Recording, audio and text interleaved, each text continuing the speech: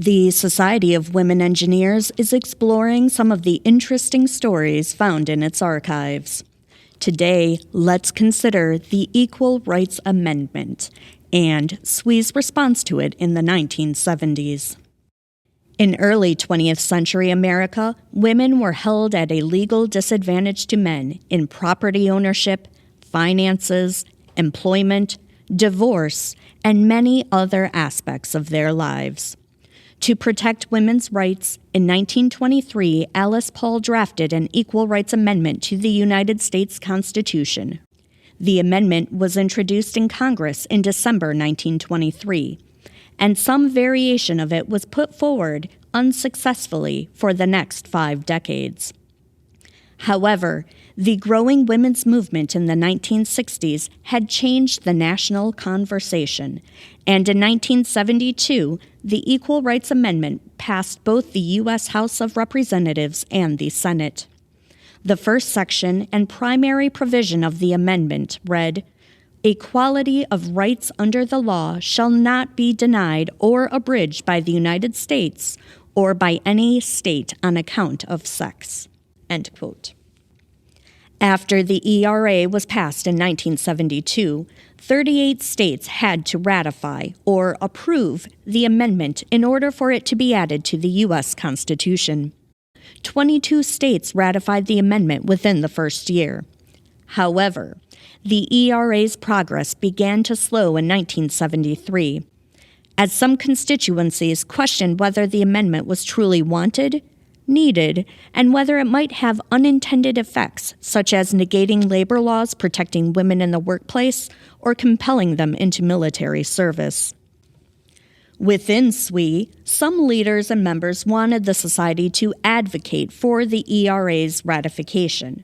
However, since its founding, the society had conservatively avoided commenting on public policy, afraid of violating its tax-exempt status. In an April 1973 letter to Long-Range Planning Committee Chairman Alva Matthews, SWE President Naomi McAfee wrote, quote, "This area may be touchy from a tax viewpoint, but can be handled. A token effort is being made here by preparing a policy statement on the Equal Rights Amendment for the Council of Section Representatives to approve. SWE's lack of a public image in this area is appalling for a group that was forward-thinking and bold for its time when it was founded. It has become the most cautious conservative group around." End quote.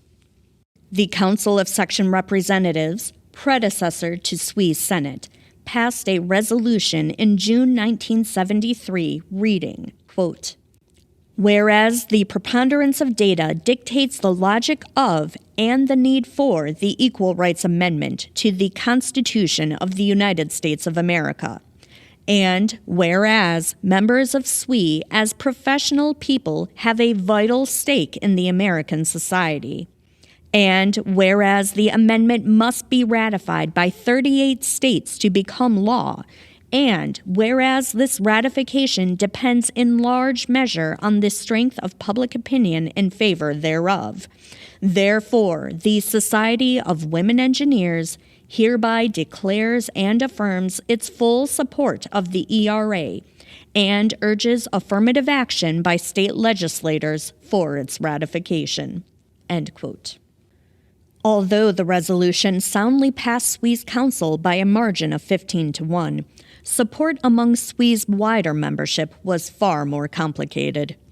In a 1974 goals survey, many respondents worried that both SWE and its members would be taken less seriously in the engineering community if they were associated with the women's liberation movement.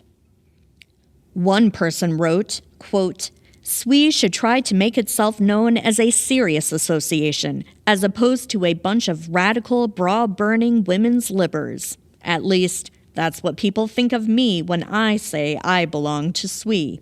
End quote. Others, however, thought SWE had not embraced the women's liberation movement enough, with one member writing, quote, "I think SWE should project a much stronger and active image on such matters as women's rights, daycare centers, On the whole, problems that affect the working life of the professional woman, end quote.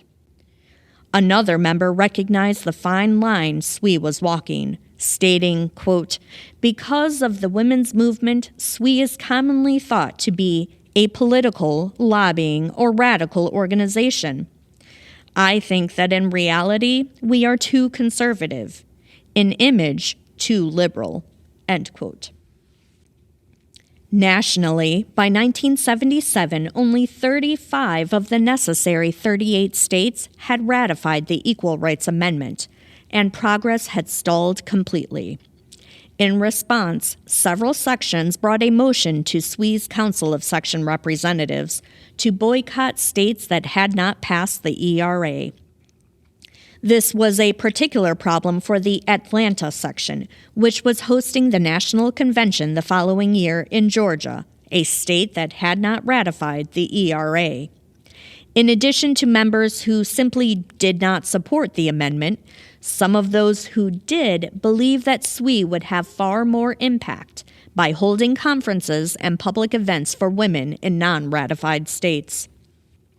After further discussion at the 1977 convention, SWE's boycott of non-ratified states was approved, with an exception carved out for the 1978 convention in Atlanta. A year later, now past President Naomi McAfee was the keynote speaker for the 1978 Convention Awards banquet. She arrived in Atlanta with 2 speeches. The first was a lighthearted celebration of the week. The second, a history lesson on women's rights and a call to activism. She didn't know which speech to give just a few short hours before the banquet, until a local news broadcast reported that the society had ignored its own boycott. With new resolve, she made her choice, and she recalled the experience in a 2003 SWE oral history interview. I've talked about, the status of women starting back in, 1200 and coming through. Looked at what women were making in 1960, which was something like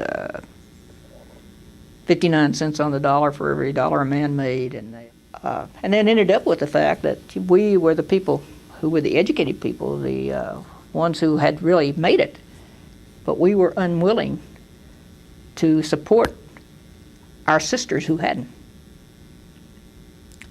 How did people respond to that?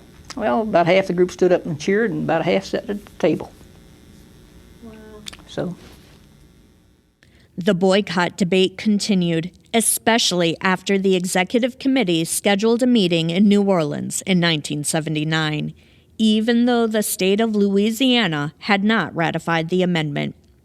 While some members called for SWE to renew its commitment to the boycott, Harriet Smith of the Atlanta section wrote in the SWE newsletter that, quote, turning your backs on us may be the easy and somewhat melodramatic way out, but it will not help us in our struggle for ratification. If you want to win the war, you will have to go to the battleground and fight, end quote. In the end, SWE's boycott was effectively ended in 1982 when the Equal Rights Amendment was not ratified by enough states by the established deadline. Facing significant structural and financial challenges in the 1980s, the Society moved on and moved away from public policy for the next decade. Reflecting on SWE's engagement with the Equal Rights Amendment, Society President Arminta Harness wrote in the November 1977 newsletter, quote, some of our members are strong activists and have chafed at conservative SWE policy and procedures. Others have resigned their SWE membership in protest of our endorsement of ERA and support of economic pressure on non-ratifying states. We have maintained a middle-of-the-road position, choosing to make our mark by doing such a good job at work that the path is a little easier for the women who follow. End quote.